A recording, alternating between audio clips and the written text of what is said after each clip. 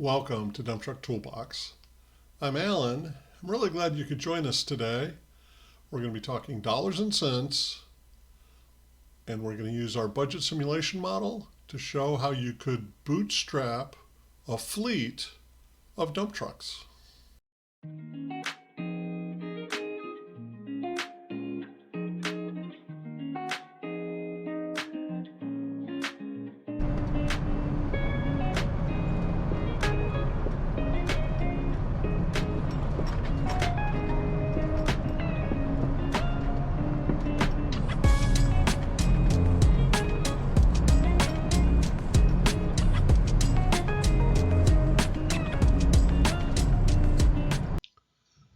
We've been working on our budget simulation for a while, and here are some of the values and the ideas that we've put into it. We're going to pull them all together today, and there are two changes that I want to mention. The first one is, as usual, I've updated the diesel and diesel exhaust fluid cost. And then the second thing, and this is probably a bigger change, is I have changed the driver's wages to $22.50 an hour. There have been several people who've commented that $20 an hour just seems unrealistically low. And I've used that figure of $20 an hour for a while now. That's actually what I was offered by a number of employers when I was actively looking for a driving job last year. But based on the comments and based on the conversation that I had with Peter McHenry on the labor market for truck drivers, I decided to go ahead and bump it up to $22.50 an hour. So that's going to be built into the simulation from this point on. So here is the simulation in all its detail. So the revenue's unchanged for a quint in our area. The last information I got from my friends at Iron Sheepdog was with a quint dump truck, you ought to get an hourly rate of $110 an hour. The annual costs are here, and they're all familiar. The yearly labor cost has gone up to $44,409, and largely that's money you take out of one pocket and you put in another pocket because you are paying yourself to drive your own truck. Okay, purchasing the Mack Quint. We're continuing to use the value of $250,000 for the purchase price, down payment of $25,000, and then the finance rate of 8%. That's gone up dramatically since the first time we did the budget simulation. It may be coming down, but I'm going to go ahead and use this 8% rate. If the rates do drop and stay down, we'll update the loan cost. Okay, we've talked about driver's wages already. Maintenance and repair. This is a big change from the model going back 7 or 8 months. Diesel fuel we've talked about. The yearly fixed expenses continue to be the same. So looking at your cost, in year one, your highest cost is going to be the truck loan payment. Your second highest payment is your yearly labor cost. And then third is fuel cost. And then fourth is maintenance cost. And that continues for the first 5 years, so 2024 through 2028. But then in year 6, your maintenance and repair cost increases to be the most expensive item on this part of the simulation. Your truck will be out of warranty. It's starting to get a little older. You don't know what's going to break. You don't know what's going to wear out. but odds are pretty good you're going to start incurring some major maintenance expenses. Then your labor and fuel cost will continue. And very interesting is, of course, your yearly truck payment goes to zero. Pulling all the numbers together on a year-by-year basis, your total cash flow and driver pay starts off at $69,443. And then in year 6, you pay off the loan and your maintenance costs start to increase. And so in year 6, it's sort of the high water mark of your cash out of the business in terms of cash flow and driver pay. Then from that high water mark, it starts to go down. As the truck gets older, maintenance costs are predicted to increase. Over the course of 10 years, you add all this together, your revenue is about $1.8 million, your expenses are about $1.5 million, your net of those two numbers is $643,000 once you add back in your own driver pay. And so you'd be clearing more or less about $64,000 a year. The cash you're getting, the cash from the business and the driver pay, is not the only way that you're building wealth by running your own hauling business. You're also purchasing an asset. You've got a dump truck that has financial value. And so the net value of the truck starts off at $25,000, which is just your down payment. But as you pay the loan off, you're going to have more and more value built in that dump truck. And so at the end of year 5, you're going to have a 5-year-old dump truck that's worth right around $187,000. And that's a nice asset to be sitting on.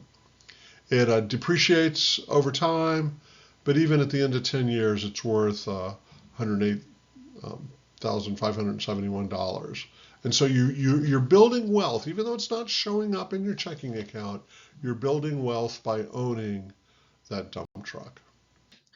So one of my previous videos, we talked about this issue of should you replace or repair a truck. So as it gets older, things start to wear out, major things start to break.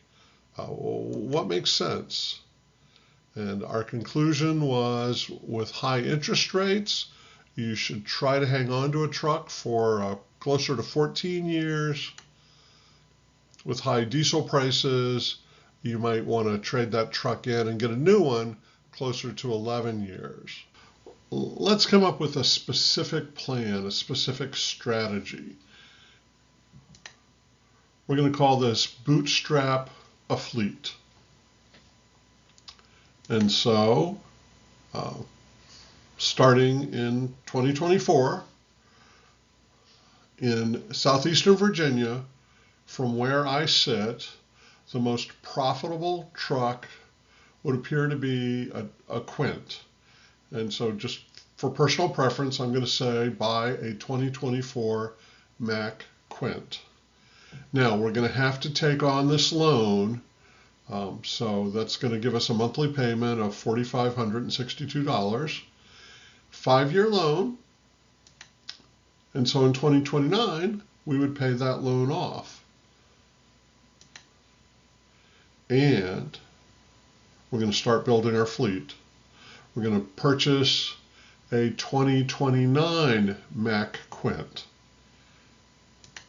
And we're going to keep the original truck. We're going to hire a second driver. Okay, so by building a fleet, I now have 3 resources that are generating income. The original truck, me driving, and the new truck. All 3 of those will give me income, give me revenue. And then obviously I'm also paying the second driver. 5 years later, 2034, I'm going to pay off the 2029 loan, and I'm going to run the same game. I'm going to buy a 2034 Mac Quint, but I'm going to keep the other 2 trucks, and I'm going to hire a 3rd driver. So now my money-making sources are 4. The original truck, the 5-year-old truck, and the brand new truck, and of course my own effort driving. And so now I have created much more opportunity for my business to grow and give me revenue. Now, replace or repair, that original truck, the 2024 Mac, is starting to get old, and so I'm going to go back to the idea of, if interest rates are high, I'm going to wait a few more years, so I might wait until 2038 to replace it. If interest rates are low or diesel prices are high and I want to get the advantage of new technology, then I'll replace this truck a little earlier, maybe in 2035. But the point is, once you have 3 trucks and 3 drivers, yourself and 2 other people, you have built a money machine. Because every day going down the road, you're going to have those 4 sources of income. The 3 trucks and your own efforts driving. The second advantage of having this fleet is it's going to even out the ups and downs of breakdowns, repairs, and other maintenance. If one truck goes down, that's not good, but you've got 2 more trucks still on the road. And so you can get the truck that's down, you can get it repaired, get it back on the road, but you'll have revenue coming in from the other 2 trucks, hopefully.